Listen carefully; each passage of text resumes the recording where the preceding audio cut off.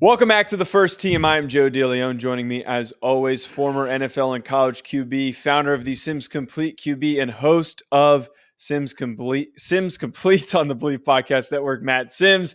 Also with us, Irish Breakdown recruiting analyst Ryan Roberts. And today we are going to have another update on the transfer portal for the 2023 cycle. More names have entered. We're going to be breaking down 4 talented players amongst the current transfer portal class. That specifically being Walter Nolan from Texas A&M, Riley Leonard from Duke, Cam Ward from Washington State, and then Kyle McCord from Ohio State. Guys, I want to start us off here talking about Walter Nolan, who was at one time one of the highest recruited kids in his class. The defensive lineman was an important player for what was arguably one of the more underrated defensive lines in college football, one of the more dominant groups in the SEC. He hops in the portal with a new head coach coming in. Ryan, I want to come to you first on this one.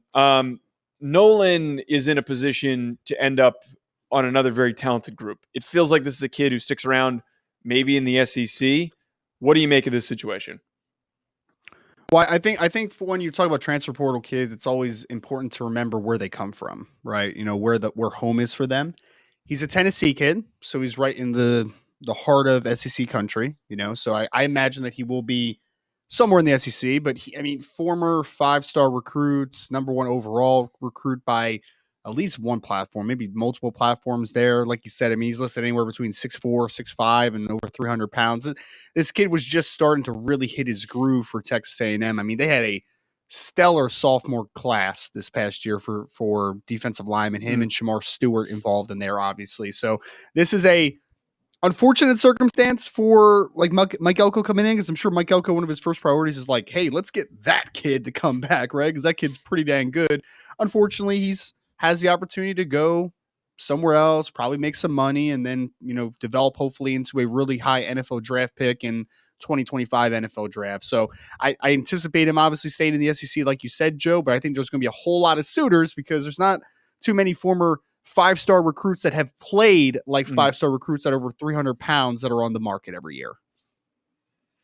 Yeah, absolutely. And I think this is an interesting aspect to it because, you know, for him to leave what I think is, like you said, Joe, one of the most underrated defensive lines in the entire country, what they were able to do to opposing quarterbacks consistently throughout the year, the amount of sacks they accumulated as a group.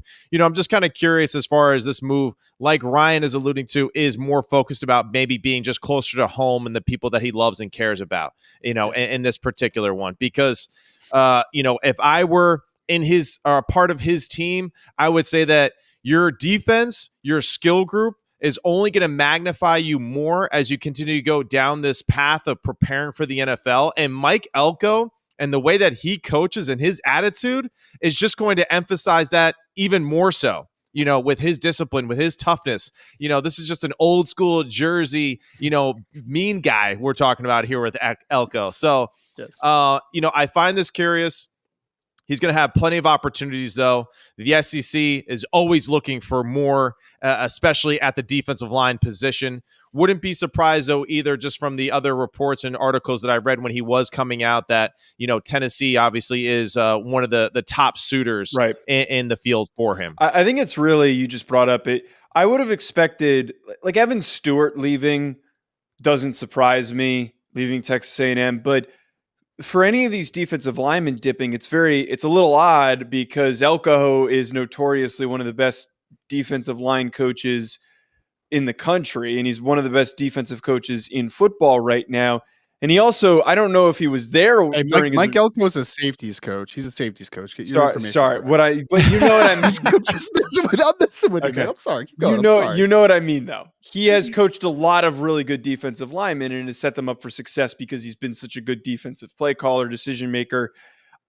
And he's gotten more with less than probably anyone through his young coaching career so far. And now that if he has a talent like Texas A&M, you would expect that to be even enhanced more. Right. And with all of that too, I'm sure that there was maybe some crossover when Elko was there when Walter Nolan was being recruited. So this isn't a guy who's coming in completely from scratch.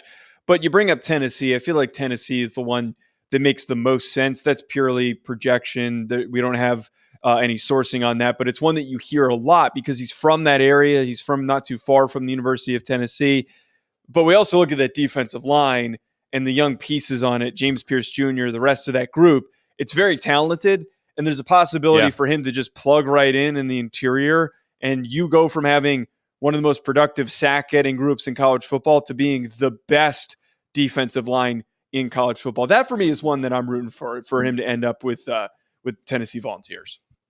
Me too. Let's go Vols. Tennessee is, all joking aside, Tennessee is trending in a very good direction, right? So, I mean, they need those difference maker on the defensive line. You mentioned James Pierce Jr., Joe. I mean, we're going to be talking about him a ton in summer scouting this year, man. That kid is an absolute freak. If they get a guy like Nolan to couple with him on the inside, Tennessee could have a scary defensive line in 2020. Because also, Tyler Barron got invited to the Senior Bowl, but like he could come back for one more year if he decided to as well, the bookend defensive end. So that defensive line could be one of the better ones, not only in the SEC, but in college football next year if that happens. Let's go. I love the way this show is starting right now. I'm ready for the season already. Let's go. The next guy that I want to get to, Riley Leonard, the quarterback for Duke, who coming into the season, Ryan and I, he's actually appeared on the show. Ryan's interviewed him, and he's a great kid to get to talk to. Very talented player. Was projected by a number of outlets, including Ryan and I, as a possible late first-round pick. He's got all the tools. Starts to have a really good start to his season, despite being in a bit of a limited offense, and then he gets hurt. And then the conversation of him being in this draft class, it kind of cools off, and then him entering the transfer portal makes the most sense because his head coach leaves. He now has this chance to really shine on a bigger scale at a bigger program. Now, I don't think that there has been a worse player in the portal that has tried to hide where he's going, but Riley Leonard has been kept secret. Right. Yeah. He hasn't outright said that he's going to Notre Dame, but he has gone and followed like every single kid on the Notre Dame roster on Instagram. He's gone and followed every transfer portal wide receiver on social media. So he's also visiting Notre Dame literally today and tomorrow. So yeah. A commitment even by the time that this is posted. I wouldn't be shocked if we don't already know where Riley Leonard does end up, but we'll end up seeing maybe someone comes out of nowhere and, interrupts this. But Matt, I want to talk to you first about this because I know Ryan's definitely going to have a lot of info. Talking specifically as him as a player, if he does end up at Notre Dame, what does that do for this Notre Dame team? And maybe how does this help his projection to the NFL? Make sure you check out BetOnline for all of your sports betting needs. For anything that I do betting related, I go on over to betonline.ag and I use promo code BELIEVE50. BetOnline has all of the latest updated odds for the NFL and college football seasons. Anything you need, whether it's futures, live in-game betting, no matter what, your football betting needs are met at BetOnline. And again, make sure you use that promo code BELIEVE50, BLEAV 50 to get a 50% welcome bonus on your first deposit. Bet online, where the game starts. It's great for the team, right, as a whole, because of obviously, Sam Hartman, what he stood for, that program, as a player, as a person. It seems like Leonard does fill that void. He seems to be a high character person that, Notre Dame wants to be the quarterback in the face of their franchise. What I need to see a little bit more from Riley Leonard is just the pure drop back passer that can dice you up. And that was the thing that was most glaring to me with Sam Hartman this past year.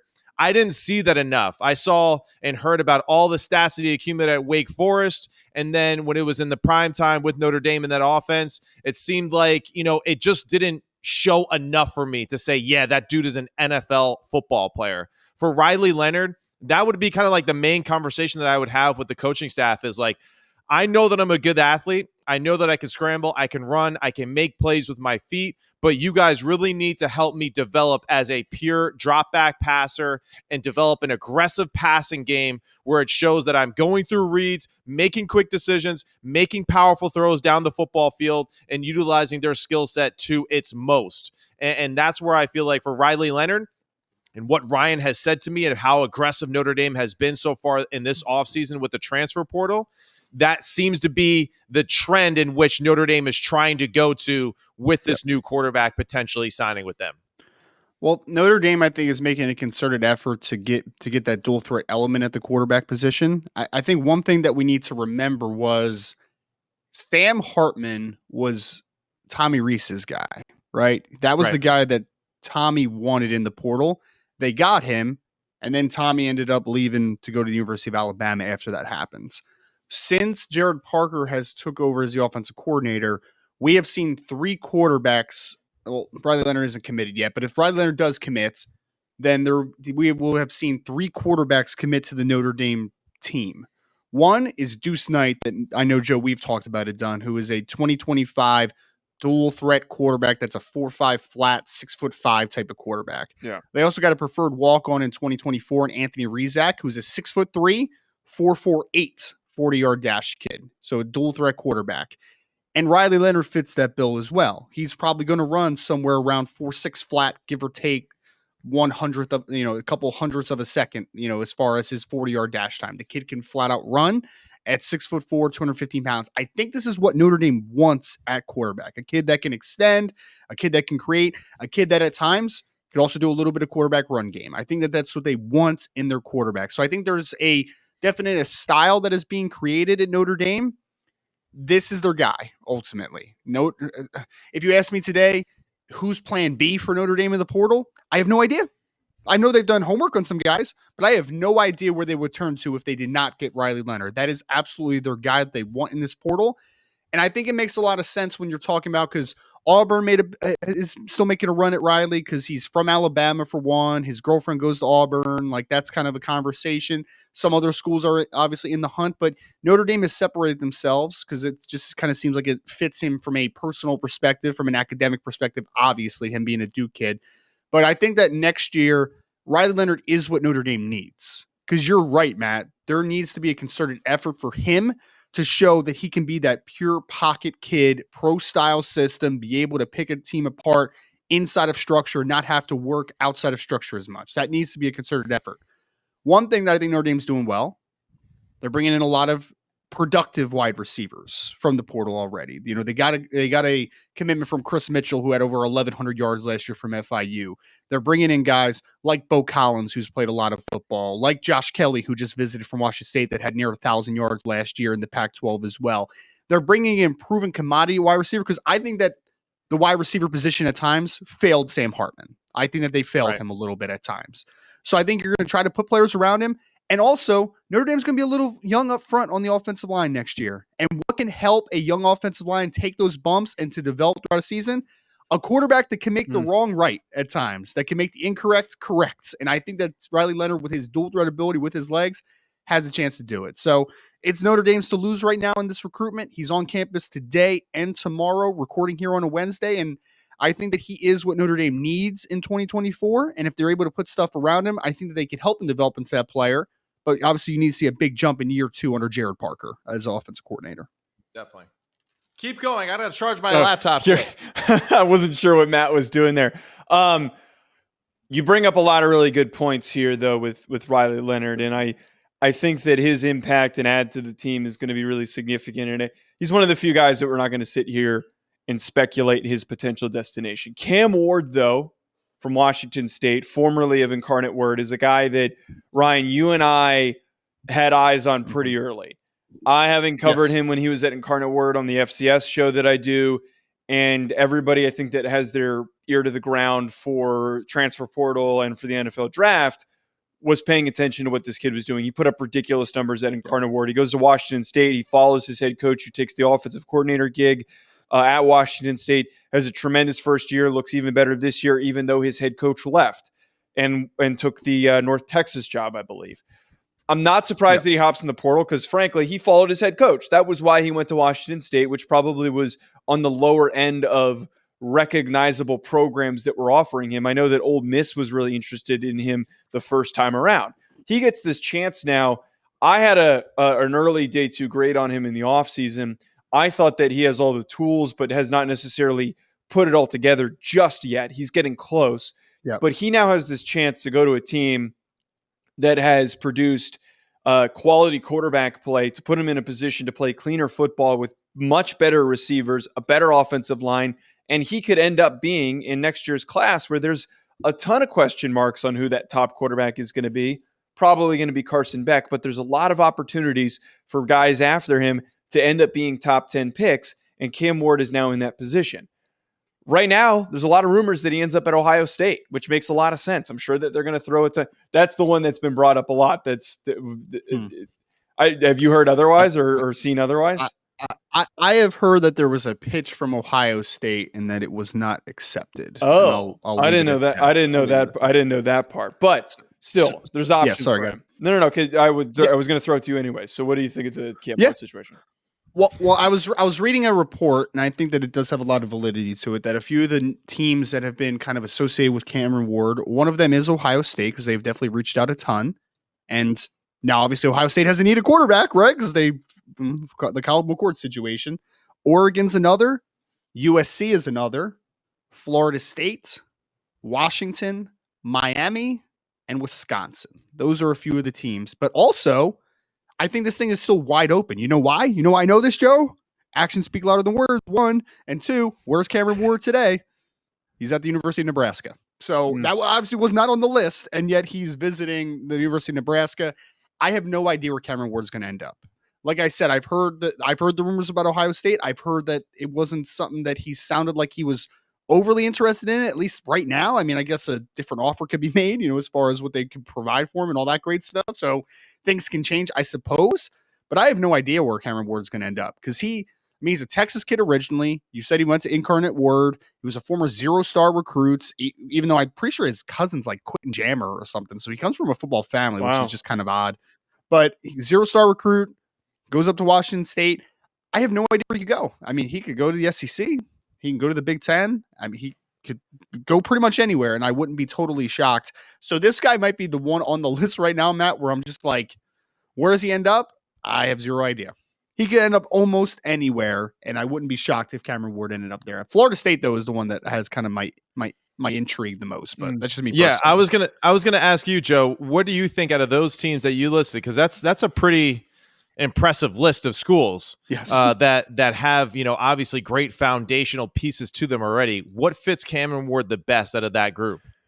I think USC is probably the one which really frustrates me on not wanting USC to succeed. But I mean, we just talk about his tools playing in an offense that allows him to, get creative, and he's not the same level of improviser as Caleb Williams, but I don't know. That's pretty scary to think of that possibility. Man, that's kind of debatable, actually. I feel like I see Cameron Ward make some unbelievable, improvisational type of plays. That is that even a word? Probably not. What I more so meant is that he doesn't do it as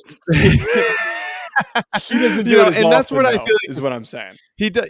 And that's where I find him an interesting prospect too, because I thought at times when I did watch him play, it was just like, can we just drop back and throw to 1 or to 2? It was kind of like, yeah, he's open, but I'm going to extend the play and make something happen anyway, because I am a good athlete. I do a great job of being strong in the pocket. The guy has shaken off, more, arm tackles in the pocket than I feel like any other quarterback. When you watch some of the plays that he's had this year, his ability to extend plays, throw the run is extremely impressive and extremely natural too.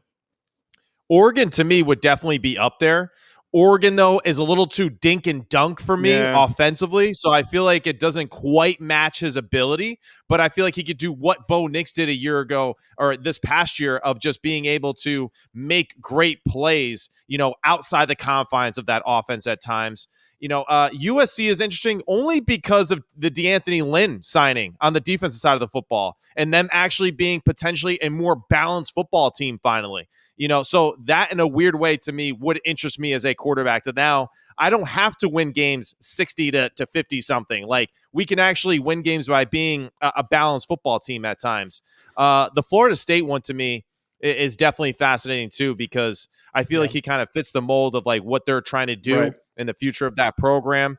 And Jordan Travis, really did a lot of those things that I feel like Cameron Ward does well too. Like just throwing the football aggressively down the field and accurately, and then being able to create when something wasn't there in the first place. I would not hate him with Kalen DeBoer and Ryan Grubb out in Washington either. Oh man. my God, I think there's a lot of great options on the board. Was that on your list? Washington was on the list. The only one I don't love is Oh, Wisconsin. I don't love him in air raid necessarily. That would be a pure disgusting air raid if he running, there. but I don't know. Yeah, I don't see that either. Washington, I'll say this: Grubb and what he does offensively. Yeah, I mean, any QB out there that watches this show, pay attention to where that man goes, whether he stays at Washington or whether he leaves. This dude's running NFL type of, schemes and attacks on defenses at the college level. Pay attention. This guy knows what he's doing. Agreed. Yeah, I'm kind of I'm not expecting he leaves, but I'm really wondering if somebody, because he already turned down Alabama. I wonder if maybe at some point he doesn't either take a head coaching gig soon, or if he does jump to. Why though? I feel like Jalen Milroe is awesome. He's one of my favorite football players in college football. Well, right he now. Grubb turned down the Alabama job last offseason. I'm sorry. Yeah. Okay, I apologize. I thought you were talking about no. So he turned it down, and then that was how we ended up with Tommy Rees there, because that was like a tertiary option for Nick Saban, and it's worked out though. My bad. I misunderstood. Joe, he was option number one. Just ask Alabama fans, all right? Yes, exactly. Last guy that I want to get to before we wrap up, Kyle McCord from Ohio State, former 5-star, very talented player from the tri-state area, played in high school with Marvin Harrison Jr. He had to have been the most unexpected to enter, because I felt like the ups and downs with Kyle McCord this year, yes, there were some negative performances against some of the best teams that they played. I thought is the only real bad games that he had, which weren't like basement level performances. Awful. He had a couple bad throws, threw some picks, looked a little rough against Penn State, a little rough against Michigan, and then Wisconsin was the other one that comes to mind. He still showed a lot of signs of positivity. You understood why he was a 5-star recruit. It was understandable. First-year starter. Right. I mean, yeah. It was understandable why Ohio State had a ceiling for them to not reach the playoff with him this year. But everybody, including myself, anticipated that the kid was going to come back and that they were going to take a step forward, and maybe that they gear up by adding some more receivers in the portal, whatever it might have been. He instead, there clearly seems to be some sort of decision on either his end or the coaching staff's end to bring in competition, bring in a new body. This is probably best for Kyle McCord, though, to get that fresh start. Matt, I want to just go to you first here to get your thoughts on Kyle McCord, on maybe possibilities of where he could fit best for him to take the next step forward. Because, again, we've seen tons of these 5-star guys go to a new destination, have a completely better time at a new program, and then take off and then be back in the NFL draft conversation. Yeah, and I can't be too specific just because, for everyone at home, I am, directly affiliated and a part of that team, for Kyle McCord and supporting him and being, one of those people that they bounce ideas off of. Right. But I could tell you that there's 2 teams in the ACC that have a heavy interest. I know for a fact, too, that there are 2 teams in the SEC that have a heavy interest right now in Kyle McCord. And then also a Ohio State rival within the Big Ten that has shown some interest as well in Kyle. And, it's to me, it's crazy to think that this situation didn't work out. I know more than what I'm going to allude to, but just dude's a starting quarterback for an 11-1 football team. I think this is a team, too, that Ohio State, they haven't been as talented as everyone claims them to be, especially, considering the past handful of years, from the offensive line to the skill group to all that kind of stuff. I know how great Marvin Harrison is, too, but I just feel like, he was put in positions where he wasn't supported enough. And whenever there was chances to potentially put out fires that, allow him to kind of take ownership of his part in the team, those things didn't actually take place. If anything, there was more gasoline put onto the fire for people to use their imaginations to kind of take it away from there. So the good thing is that this dude is resilient. He's tough. Like you said, Joe, he has made a lot of big time throws and a lot of big time moments. And I'm excited for his future at whatever school that he goes to, because I think that there is definitely a higher ceiling to be had for Kyle McCord and his growth at the position. Just such a weird situation, isn't it? Because you had a quarterback competition this past offseason, obviously, between Kyle McCord and Devin Brown. So Kyle wins that job. Like you said, Matt, leads him to 11-1 to a Big Ten championship game. And now, obviously, there was a difference of opinion on what's the best step moving forward between the staff and Kyle. And now Kyle's out. And now are you turning to Devin Brown, who you just said wasn't good enough to be your starting quarterback this past offseason? If I'm Devin which is Brown a totally different style of football player Right. too, Yes. which is interesting. Because then you would really have to commit to a totally different philosophy offensively of how you score points and generate explosive plays. Well, and I'm thinking of like in Devin's mind, because obviously that situation happens, you lose a starting job. But now if you bring in a transfer quarterback to compete with him, am I supposed to believe that they have confidence in me? Like, am I supposed to believe that? I don't see how he could possibly think that right now. So the Ohio State quarterback situation is just going to be weird. Like, it's going to be a fascinating offseason to watch because I have no idea who they're going to bring in, one. And two, I just want to look like because if Devin Brown loses another quarterback competition, is he going to stick around again for another year? Right. Like, I mean, you're going to potentially alienate another quarterback. Yeah. It's going to be interesting to watch. Yeah, there's a lot. That's probably the most contentious and highly talked about quarterback rooms, I think, in the country because of the turnover and the capabilities of what they're going to get. I mean, heck, I even just brought up, I thought that Cam Ward was going to end up being that guy, and it sounds like that might be off the table. So we'll see what ends up happening there. A lot more action to happen with the transfer portal. We'll continue to monitor and talk about some of these names that do enter and do end up finding destinations. Folks, thank you for tuning in. Hit that subscribe button at Joe DeLeone, at Sims Complete QB, and at Rising Draft. We'll be back. Enjoy the rest of your week.